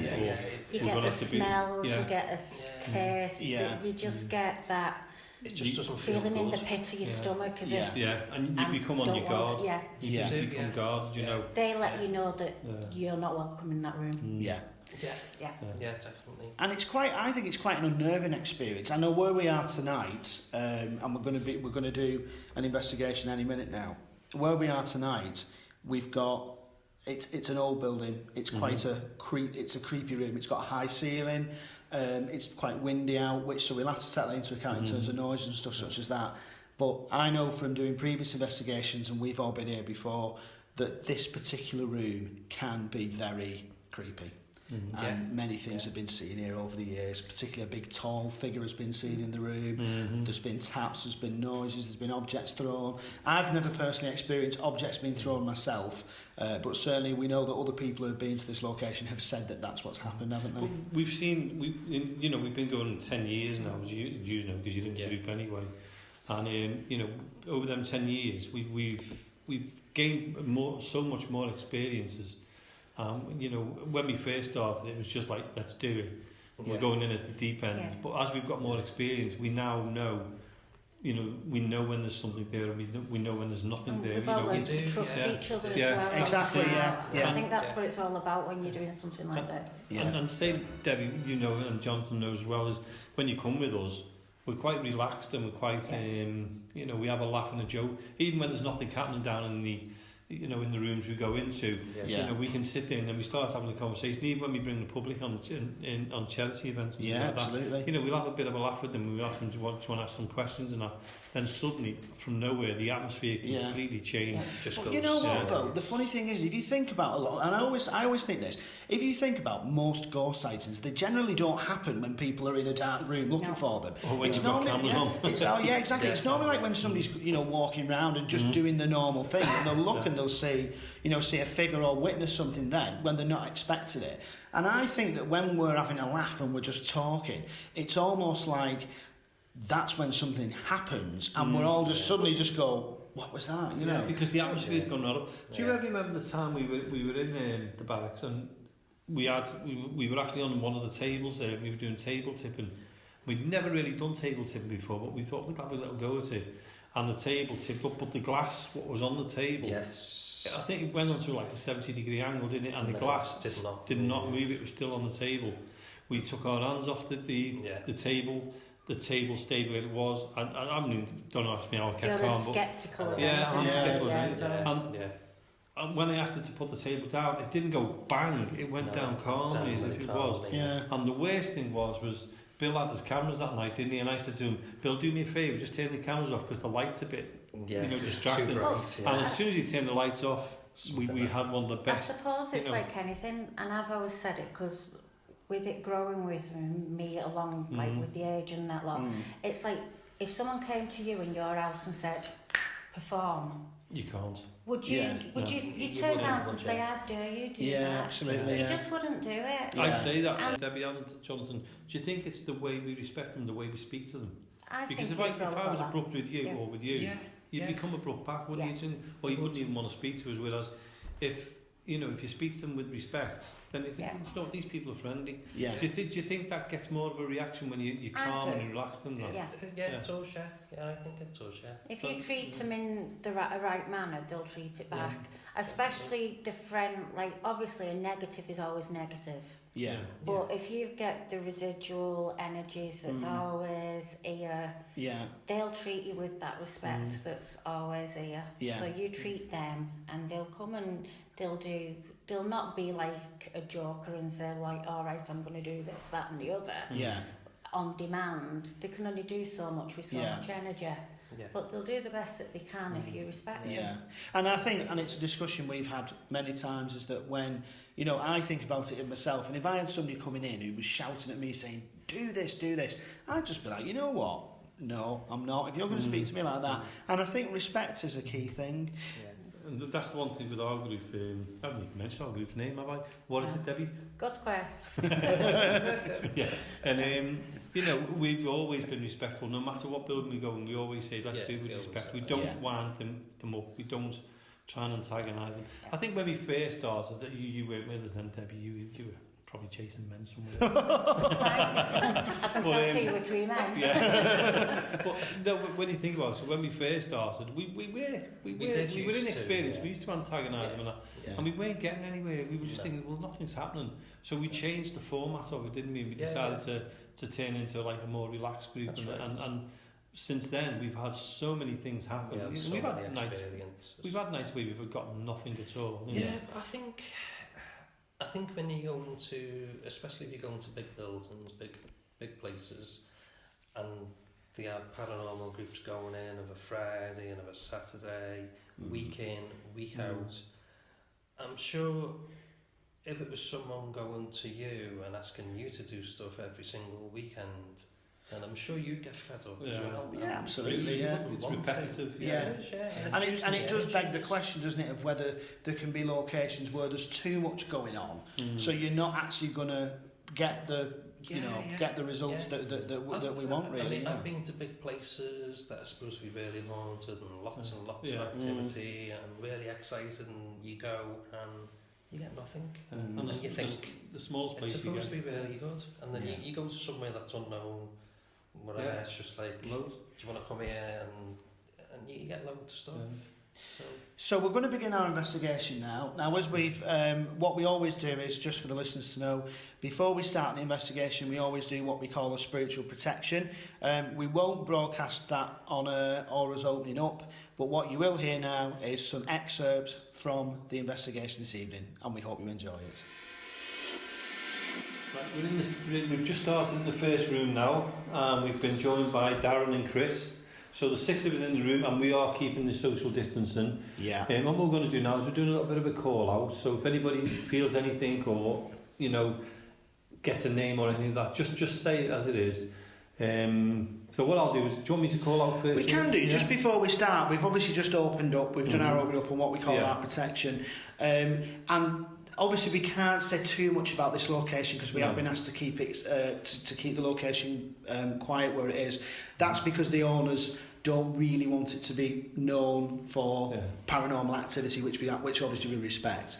But in terms of talking about some of the things that have been seen in here, Jamie, what type of things have you been experienced in this room before? Well, Jonathan and Debbie were talking about it before when we were saying, shadows have been in here. A figure has been seen in here with a top hat on. Yeah. We've had light. I remember one time when we were in here and you were here, James, and a light came along the floor. It was like misty, the floor, and it came towards us. Yeah, and indeed. The night I turned around and said, we need the lights on now. Yeah. So anything like that, from knocking, shadows, I'm just expecting, anything to happen, really. Yeah. So we've just got a very dim light on. I'll keep the torch. Shall we go completely pitch black? Yeah. And do you want to call out? Yep. Are we ready? Just for anybody out there who's listening to this, there's going to be times where we're going to go to like 5 or 6 seconds of silence. If you hear anything or you pick anything up that we don't hear, let us know. Yeah, absolutely. We wouldn't mind you to contact us. Go on, James, we've got to say it before we start. If you want to contact us, if you hear anything or there's anything you think you can hear, the email address is info.accessparanormal@gmail.com. We're going to get it right fully eventually, aren't we, Jamie? Right? I am, anyway. Shall we go lights out? Okay. Okay. It's very dark. Right, so what I'll do now is I'm going to start off, James, okay? Yeah. Right, if there's anybody here with us now in this room, if you're standing away from us and you'd like to come forward, please come forward. We're here with respect for you and respect for the building. If you want to come forward and there's a way you can contact us, do so. We know we ask you to do different things like tapping, touching us. If you have a certain way that you can contact us, please try it. Walk around us. Tell us you're here. Give us a name. Who's in the room with us now? You've got Darren, you've got Chris, you've got Debbie, James, Jonathan, and myself, Jamie. We've introduced you so you know who we are. So please, let us know you're around, talk to us.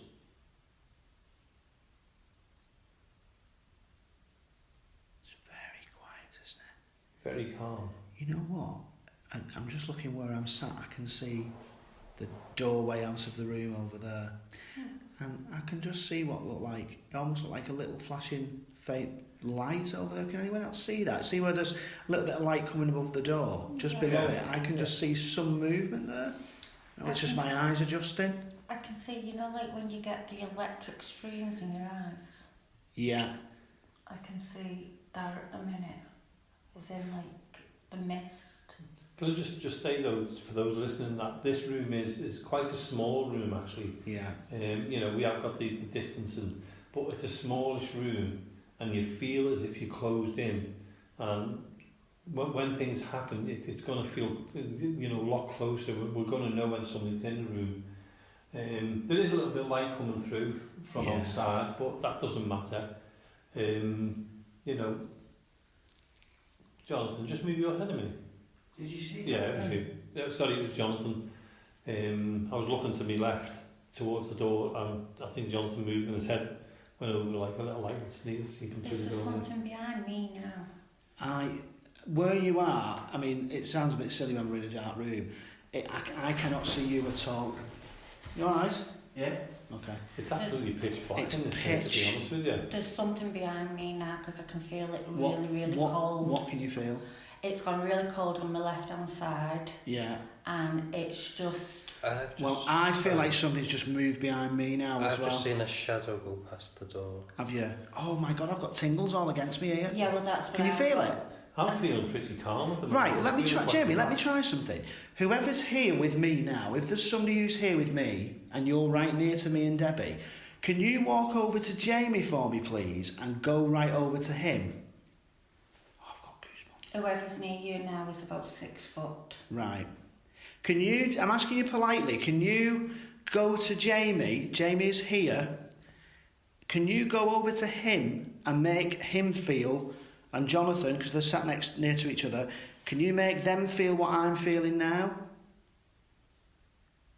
Right, it's gone from me.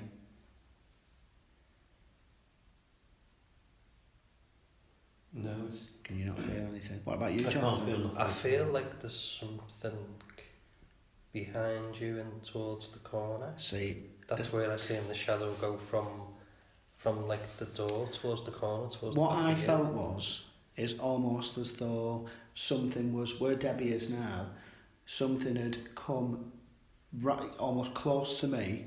It was like a tingling sensation, but now it's not as near to me now. If you understand what I mean. Mm-hmm. No, it's gone from behind you now. Yeah. It's just pitch black behind you. Yeah. Really It's the same as you. Yeah. Where when I could see it behind you, you could see the foggy mist behind you. Right. And I could see like something like a 6 foot type figure. Oh gosh. But now it's just completely pitch black behind you. I know it sounds daft and it's really dark, but the outline of the shadow was really bright.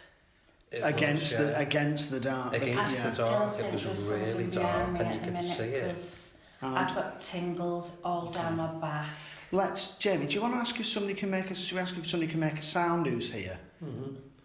And the person who's in the room, if you can hear us, can you make a sound, like a banging noise or a tapping noise or walk so we can hear your footsteps? At the moment, I can't tell whether you're in the room or not. Other people are experiencing something, but I'm not, and I'd like to know that you're here. So if you can touch me on the shoulder or on the arm or on the head, feel free to do so. I'm inviting you to do that. I want to know that you're here, and at this moment in time, I feel Did you hear that? Yeah. I'm quite... Did you hear that noise then? Yeah. Where was it? Right. It came out, what I heard was behind Jonathan. Well, I heard it from over... Oh, somebody's just touched my head. It feels like it. I thought it was from the back of you. I thought it was from where... It's got like a white glow around him. No, it's me watch. No. You and that Yeah, watch. it's got... No, it is. It's gone back behind you, James.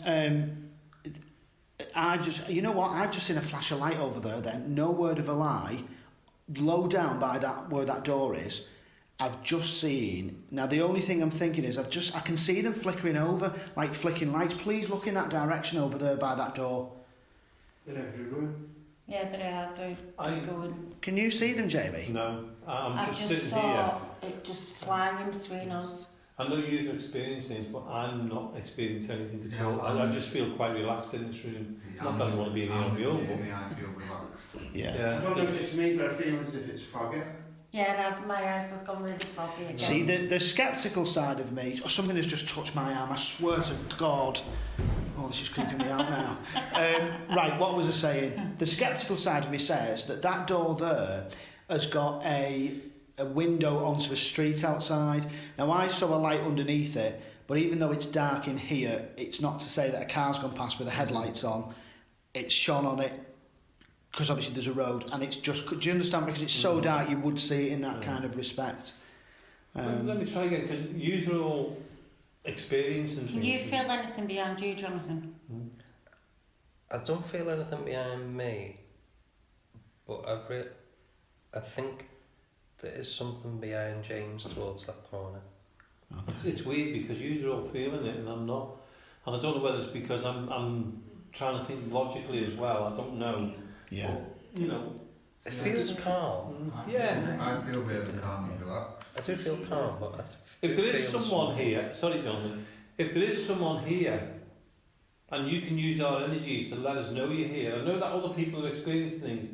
Can you do something that we all hear, all see?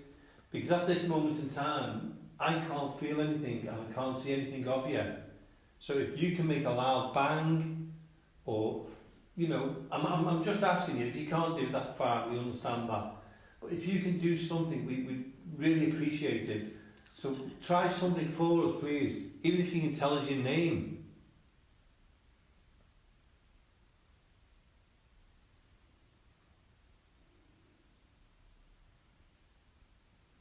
I feel as though something's come real close to my face. See, I feel all right at the minute. I was a bit creeped before, but at the moment I feel all, like relatively calm. I feel as if it's all around me at the minute. Yeah, that's the way I feel. As if I'm bolted in it. I can't. That was me, sorry. Okay. I'm going to ask Al.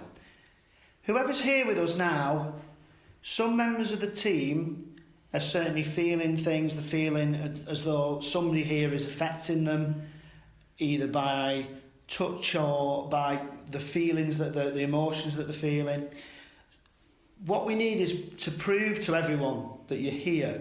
We really need you to do something that's a little bit more substantial, that we know that's you. Can you tap on a table? Can you bang one of the doors? It's gone low. Can you knock on something? Do anything you can?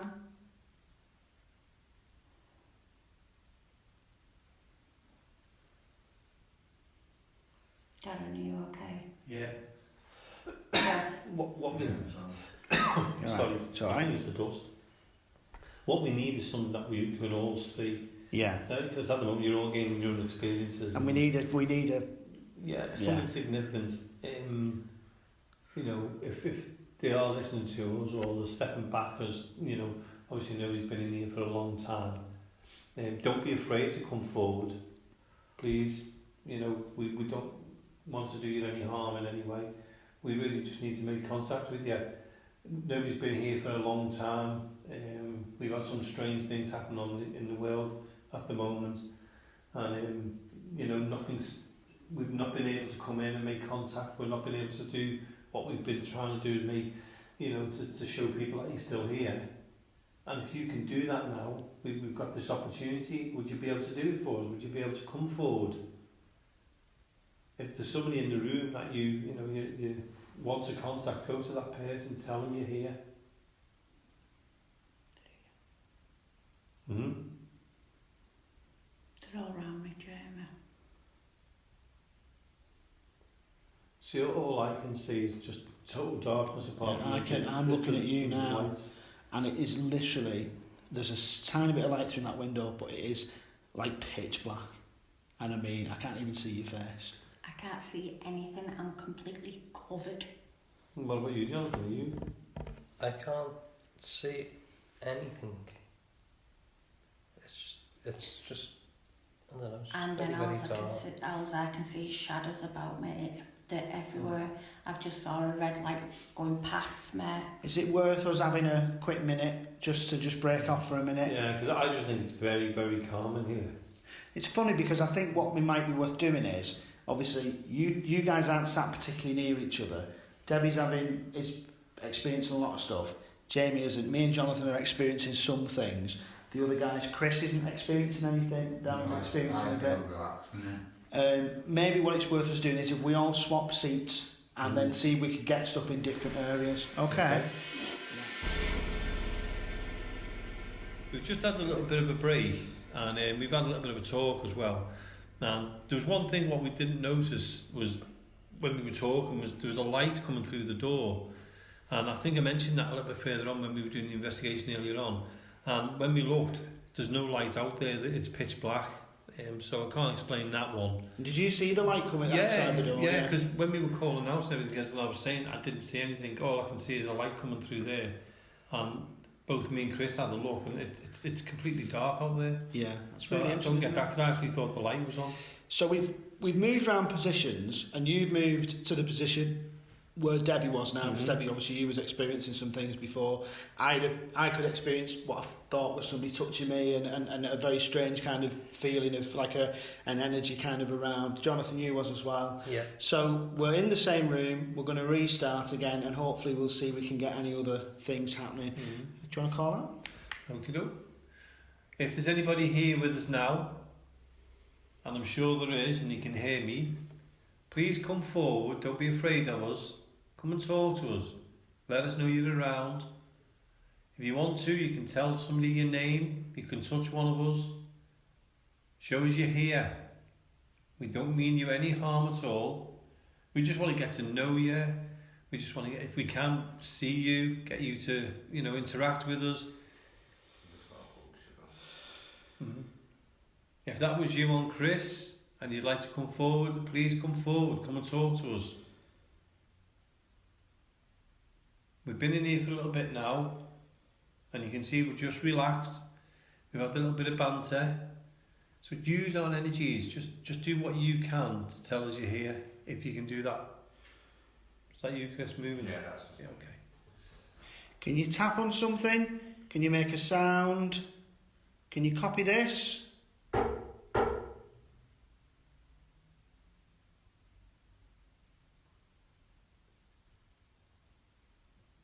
Can you try this? Hang on. Sorry.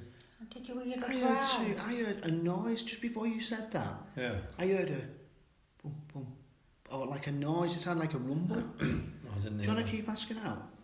I heard someone cry, like a faded cry. I heard a little cry. Yeah, I thought it was a growl, but it could have been a... And sadly again, I'm not getting anything. Can you copy me? And I'm going to do my usual. That light's on that door again. Oh, so it is, yeah. See the lights coming through the door? Right, there was a boom again as well. Right, just for those who are listening, where we could see the light coming through the door. Down. No, it's still there. I'm looking directly at the light now. Whereas before I was on an angle, and sometimes the light goes and comes and goes and comes. But that's your eyes adjusting, because any little kind of gap, you know yourself, your eyes are what's the word? Deceiving you really, because what's happening is you're staring at it, so you get that like an illusion that it's going dark and going light. But what I can see through the door is what I can see before. Now I don't know whether James can see it or anybody else. I can see it. Can you see it? Yeah. And we know that section is pitch black. It is lit up very dim, isn't it? Yeah. Whoever's here with us, we know there's people around. Some people have been affected by you, others haven't. Please prove to everyone that you're here. Can you make a sound? So that was me copying. Oh. I was going to do something, wasn't I? I was going to go, can you copy me? Of course, you want to do that?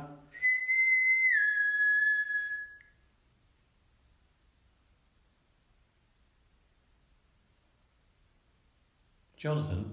Yeah. Are you brave enough to open that door there just to see if there is any light in that hallway? It's only because I can see it all the time now. I wonder if it's I've just seen a little flash of red light. I don't mind going over to open it. Yeah, I'll go over to it. Yeah. Do you want me to put the torch on for you? No, because I Go wanted on. to see. Oh, right, okay. Yeah. Is that right now? No, it's still going through the holes in the door. Oh my. And all I want to do is open the door to see. Yeah, it's the It's the emergency light. Yeah, it's the emergency light. So at least we've debunked that. So anyway. one to watch for that then is let's keep an eye on it and see if we can see anything that's obstructing that light from outside. The only thing I think about that though, James, is like I was saying before, it Depending on it depends which angle you're on. And we're in pitch black, so your eyes can... I understand what you mean, yeah. So, it can almost play an optical like an illusion, can't it? I'm just glad really that I had something to do that, because we did talk about it in the break there. Yeah. So that's debunked that, which is fantastic. So I still haven't experienced anything. There's still time. There's cold coming here between me and Chris. It feels like someone's tickling my side. If there's anyone here with us now, we know that you're doing things to certain people, but we all need to experience something. And the best way for that to happen is for you to make a sound or do something that we can all hear or see. please can you do something to prove to everyone that you're here with us? We ask this in a really friendly way. We don't mean you any harm. We just want to know that you're definitely here, and then we can talk to you more.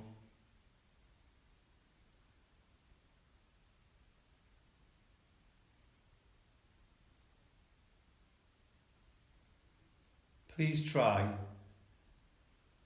We know you've not been able to talk to anybody in a long time now.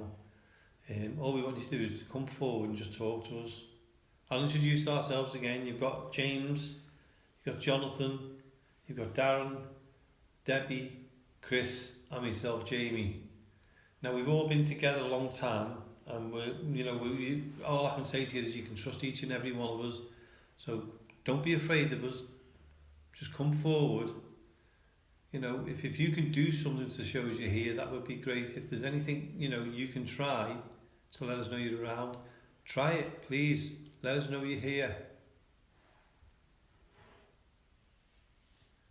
Just for the record, that's Darren moving. Yeah.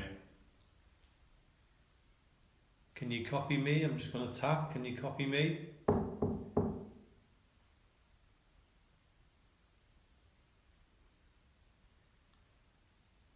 Them three little taps then, Darren, was that you? No, it wasn't me then. Because it came from near you then. It was just very, very faint. Not that loud, but that's what it sounds like. I'll try it again. Can you copy me again, please?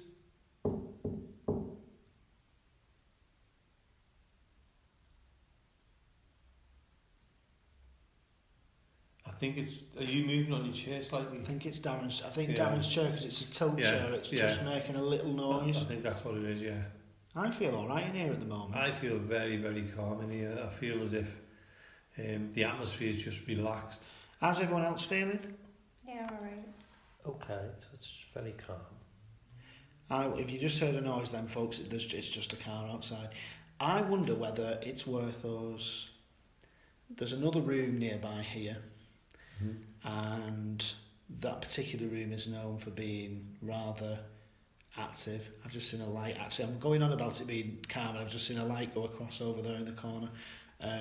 I always see that, but then I think, is it just my eye? Do you understand what makes it so dark? Is it somebody outside with a Chris car? has just said someone's stroking his neck.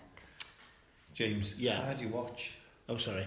Yeah, that's an orb and a half, isn't it? You see, it's just this illuminating what's flying around. Is it worth you being very brave, Jamie, and going, what's just lit up on there then on the table? What was that flash? I've just seen that. Did you see it? Yeah. Oh. What is it? It's... Hang on, let's just watch again. That's the phone. It's fine, it's the recorder.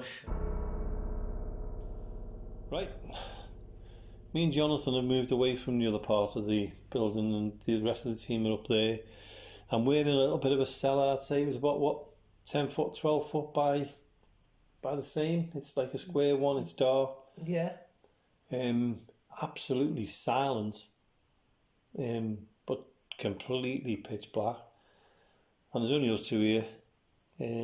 Bit on edge, but, we said we'd do it, so let's go for it. So I'll call out Jonathan. Yeah. And if you get anything, just say so. Will do. Okay, so if there's anybody here with us, or anyone who's around and would like to come and talk to us, that's absolutely fine with us. You've got me, Jamie, and you've got Jonathan. Now, we don't mean you any harm. Show us you're around, that would be fantastic. Can you move anything? Because there's, a little bit of debris on the floor, so if you hear us, you could hear the movement. That was me. I'm glad. Did you jump then? Yeah. Is there anybody here that would like to contact us? Knock, tap. What was that? Did you hear that knock? Was that one of you two? No, that was it. It sounded like it was in the other room. Keep asking.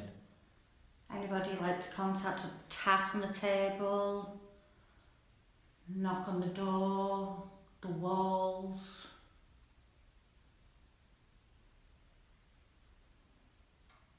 I heard that. Did you hear that? It was like a growl next to me. Well, I didn't hear any growl, but I heard a tap. Yeah. Where you are, Darren, it was Yeah. sounded like it was behind you over there. Thank you for that. Now, not all of us heard it, so if you could please try that again.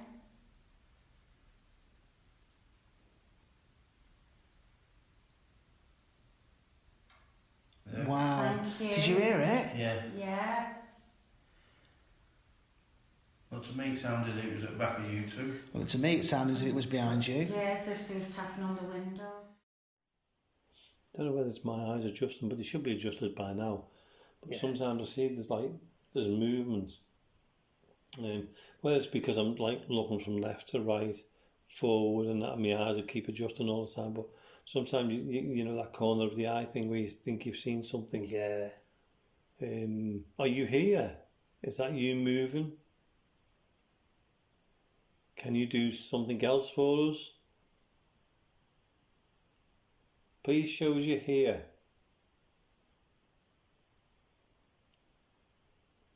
Now it's going dark.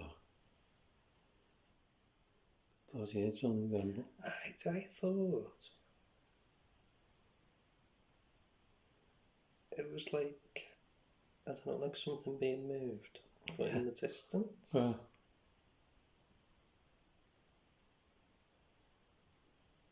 Was that you? Is that you trying to make contact? Can you make a sound, please?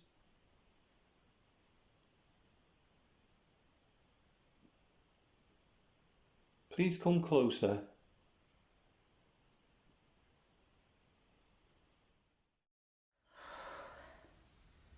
What are you feeling at the minute, Deb? It's all cold down my back and my ear. It's as if, like when a girl's got longer and it's swooshing backwards and forwards. And does it feel negative, positive? I don't know. It's, in the pit of my stomach feels a little bit apprehensive. Yeah. But yeah, I feel slightly giddy as well. Right. Do you feel that's like an energy thing, or? Yeah, I think there's some sort of negativeness about. Yeah. But I feel like a little girl. So do you feel as though it's might be a little girl we're communicating with, or do you feel as though that's just the way it makes you feel? I'm feeling, whether it is a little girly, I feel like I'm skipping along like a little girl. Right. Do you want to ask for it to do a bit more, if it can make a noise or do something? I feel as though there's a little girl here, because I can see pigtails. Ask her if she can do something. If it is a little girl that I'm connecting with, can you make a tap? Tap on the table.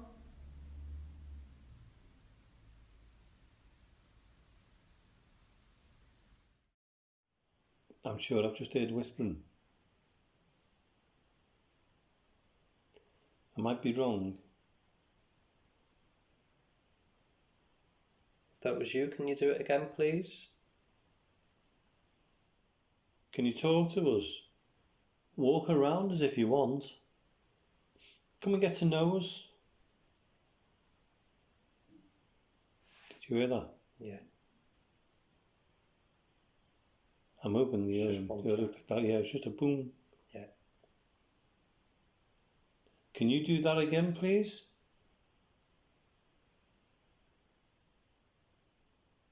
It's actually gone cold now. It has gone chilly. Did you make that noise then? Can you do it again? Can you copy me?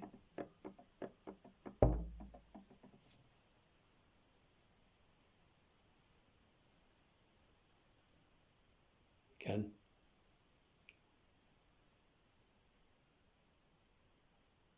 Did you hear it a second time, or did you miss that one? I never heard that. It's the atmosphere's changing.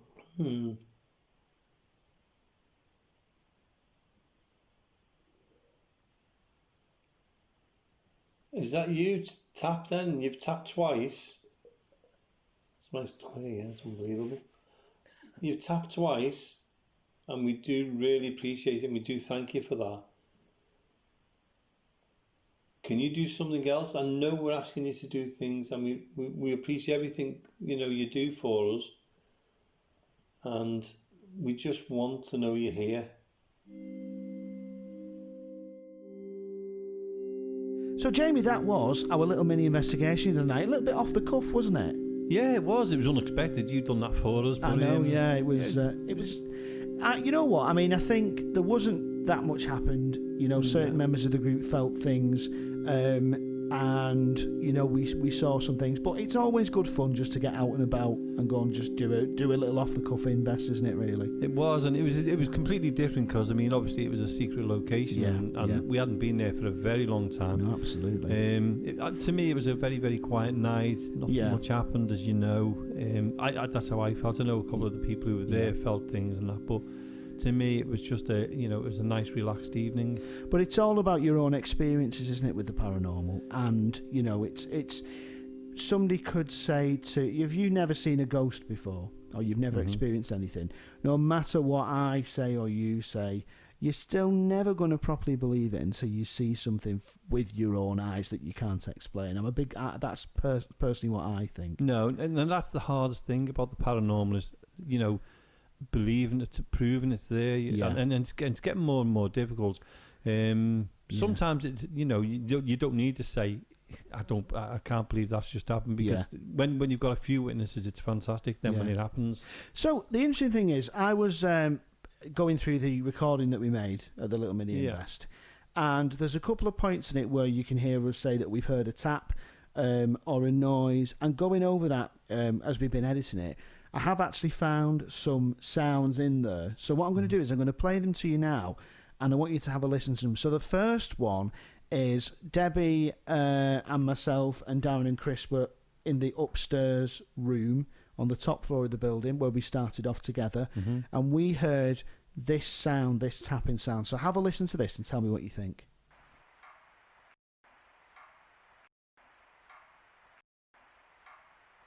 Okay, so that was the first sound, and that was in the, as we say, in the top room.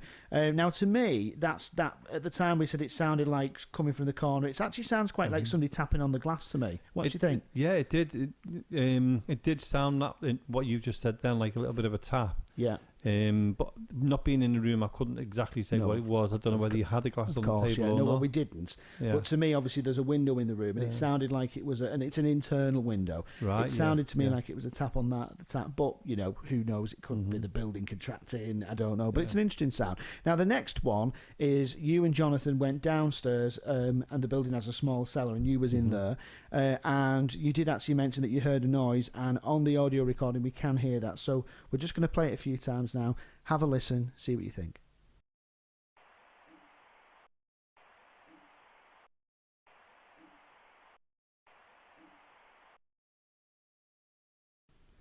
Yeah, I remember that on the night, James. What happened was me and Jonathan were just doing the call out, and suddenly we had this little bit of a bump, Yeah. I haven't got a clue whereabouts in the room it was, but yeah, it was quite significant. We could hear it quite clearly. It's interesting as well, actually, listening to it, because obviously we can enhance the audio a little bit, and it's like a thud, and it sounds quite distant. It almost sounds as though it's like it's hard to say above the room, but it doesn't sound like it's right near where you're recording. It's kind of a little bit distant there. Again, it's interesting. Could it be a noise from another part of the building that's transferring through, or something that's out, it's a cellar, so obviously there's a street nearby there, is it something to do with that? Well, the only thing I would say, obviously, is that, we obviously edit down the footage for the radio, because we record a lot more than we obviously have got time to put out on air, and it was, for the rest of it, completely silent, wasn't it? So there was no other noises of similar to that, which no, and on the night as well, as you know, it was quite a windy night as well. So windy, we do try to look logically at it, but we like to also share these sounds and see what other people think about it. It is quite interesting, isn't it? Just because I think sometimes you hear stuff and you don't think they're going to get picked up by the audio recorder, but actually that one that has, which is great. So we're almost coming to the end of this week's Access Paranormal show. It's been an interesting one tonight, hasn't it? Especially with Shell. It's great to have Shell on, isn't it? She's brilliant. And also, I think we should say a big thanks to the members of the team who also got involved as well. Debbie, Jonathan, Debbie. Yeah. And even Bill Fielding. Bill Fielding as well, yeah. We've got to say a big shout out to Bill Fielding. Bill is a member of our Ghost Investigation group, and he has been like our unofficial promo person on the internet. He's been sharing the adverts, messaging and all his contacts with it. And I imagine that a lot of people will be blocking him now because they'll think he's spamming them with adverts for the show. But a big thanks to Bill. And Bill, as I know that it's been a bit tough for him during the lockdown, and obviously he's been in our, we've been thinking about him, and we can't wait to see him again. So plans for the coming week? Well, I've been trying to contact a few paranormal groups and a few people to try and get an interviews, ahead of ourselves. I've got hold of a group over in America. Hopefully they will. Fantastic. We'll be sorting out a date we can contact them and talk to them over the, over the show. And one of the things we've said in the show, and also we're going to keep saying, is if anyone listening has any ghost stories they'd like to share, any haunted locations that they'd like us to investigate that they know of, or anything, anything to do with paranormal, UFOs, anything you think we'd be interested in, then please do get in touch. The email address is info.accessparanormal@gmail.com. So, James, another show ended. So what have you taken away from tonight's one? You know what? It was exciting to do a little off the cuff invest. And it was great. I know we've mentioned Shell. It was great to speak to Shell, and I think the thing that I've taken away from it is actually how much there is for me still to learn, particularly about things such as demonology and everything around that. And I think I might spend some time this week when I'm not working, just reading more into it. I've read into it a little bit, but I'd love to be able to learn more about it. But the other thing I also take away, and I think it's really important, is that what Shell says about don't mess with what you don't understand, and I think that's a really, really key point. She's obviously got many years' experience and does what she does, but I think, as we said earlier on, it's not something that I or you would dabble in. What about you? What do you think? Well, I think you've said it for the both of us there, James. Yeah. I've taken away a lot, really, and like you say, with Michelle being so professional there, and talking about be careful what you're doing. Yeah, and it's something you've got to seriously think about. But I'm looking forward to the future of the show as well. The guests we're going to have on, and as you know yourself, Shell's going to come back on and tell us all about demonology and different aspects of it. Great stuff. So we hope you have a lovely week, folks, and we'll see you next week. We certainly will. Thank you for listening.